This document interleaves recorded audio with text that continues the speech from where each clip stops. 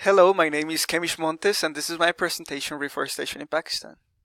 In the middle 1900s, the city of Sydney, Australia, was built with wood coming from a small town in northern Mexico, Chihuahua. And this small location is where I live currently, Nuevo Casas Grandes, Chihuahua. And yesterday I was buying some wood, and I saw the wood coming from Idaho, and I live in northern Chihuahua, Mexico. So I share this because it makes me realize that the timber or the forest industry, it's a global industry. It's a global market, and so it's related to everyone. This topic, and because in Pakistan it's also related to terrorism and to the poverty, so it's also related to everyone. So I'd like to start with an important research made by the International Journal of Environmental Science. They use some geographic information systems or satellite and other information, and they found this trend from the past 2 decades. This was done in 2011, and they found a large depletion in the Baluchistan and the Sindh provinces. And during this decades, also Pakistan was the second country in the world with the highest deforestation rates, and this is a serious problem for them in this.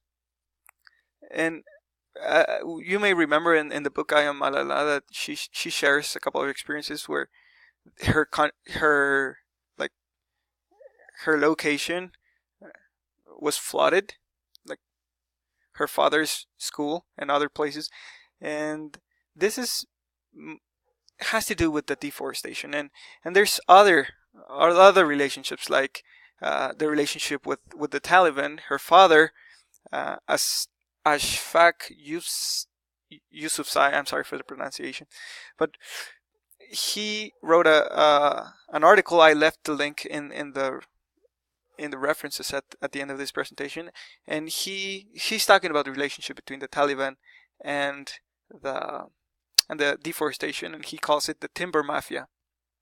And he mentions that the Taliban were funding their movement through the timber, and well, it's really interesting. I recommend reading it. So another another thing I found interesting from this research from the GIS perspective is poverty, the linkage, and deforestation. And although they didn't found a relationship between poverty and deforestation, they did recommend Pakistan government to review their policy, because when timber prices rise, a collusion between government and owners is imminent. So the people start selling the timber, even though it's not allowed to. There's only some permits, but because of the policy and the way it was built, it's a driver. So the policy has to be changed. But meanwhile, there's some people are doing some good things. For example, sorry, from 2015 to 2016 in the province of Khyber Pakhtunkhwa, almost a billion trees were planted, and this created 500,000 jobs, especially green jobs in rural places, that gave job to the youth and women, which are vulnerable people in Pakistan. And what we see in this picture is a nursing facility. So there's more than 15,000 facilities in this province, and what these facilities do is they were trained to grow the trees. They're paid in advance, and then they deliver the trees to the provinces to be planted later. And this was supported, and I don't know if it was designed, but it was supported by Imran Khan, which was a leader in Khyber Pakhtunkhwa at the time, and right now he's the prime minister.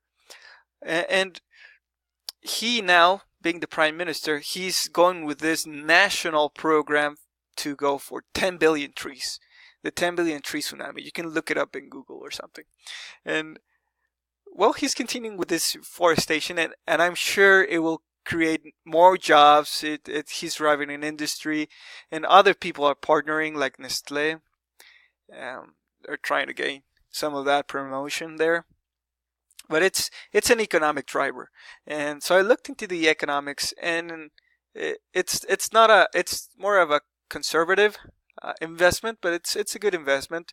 And Europe, it's close to them. It's linked to the construction and to wood furniture, and it creates other positive externalities like preventing floods, absorbing the CO2 emissions, preventing the soil erosion. But it also creates wealth. It reduces the poor, and I was deeply impressed that as the poor become productive and they have a way of sustainability, they will stop being recruited by the Taliban as a way of living.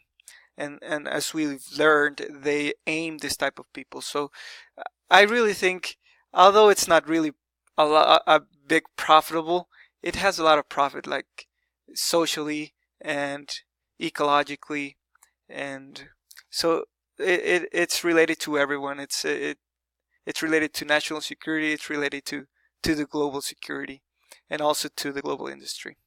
And thank you for listening. I enjoyed doing this presentation, and I hope you enjoyed. Leave any comments or questions. I'll be happy to share some more information or insights. Thank you, and bye-bye.